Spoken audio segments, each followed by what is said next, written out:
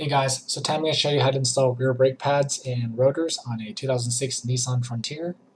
So the first thing you want to do is take off the two bolts that hold the caliper in place. You're going to need a crescent wrench as well to take the bolts off.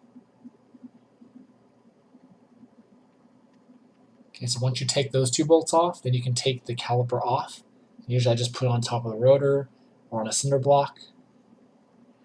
And then what you want to do is take the brake pads out. Just pull them out. It's sometimes easier to use a flathead screwdriver to take them out. So like here, well, not yet, but I couldn't get this one out very easily, so I used a flathead just to pop it out. It's a little bit easier. Okay, and then what you want to do is take the bracket off. It's 2 bolts. So use your breaker bar or big wrench, whatever, and take the 2 bolts off. Once you do that, then you can take the bracket off. And then you can take the rotor off. Actually, you need to put the e-brake down before you take the rotor off, or else it's not going to come off. Okay, and then get your new rotor, spray your brake clean on it, and then install it obviously the same way you took it off. Okay, so dry off the brake clean.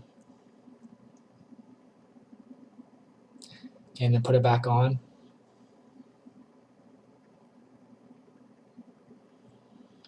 Alright, and then everything is pretty much in reverse order. So first thing you want to do is put the bracket on. So again, 2 bolts.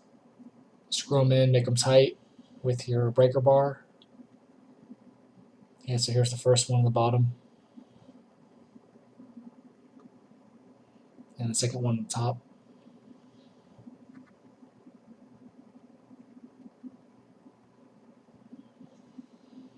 Okay, and then go ahead and change out the shims from the old pads to the new pads. Or if your brake pads came with new ones, go ahead and put those on. You can also use the brake grease if you want to lube up the pads and the bracket and everything. I normally don't do that. I don't have problems squeaking, so it's up to you. Okay, so make sure the right shims go on the right brake pads.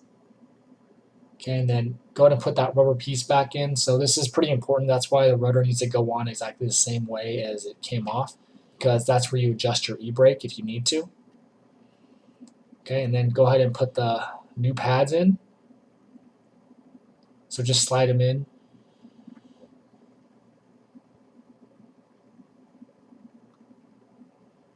Okay, and then what we need to do is put the piston back into the caliper. So use an old brake pad and a C-clamp and force it back in. Be careful with the brake fluid. You might want to take some out of your reservoir or it might spill. Okay, after that, go ahead and put the caliper back on over the pads, obviously.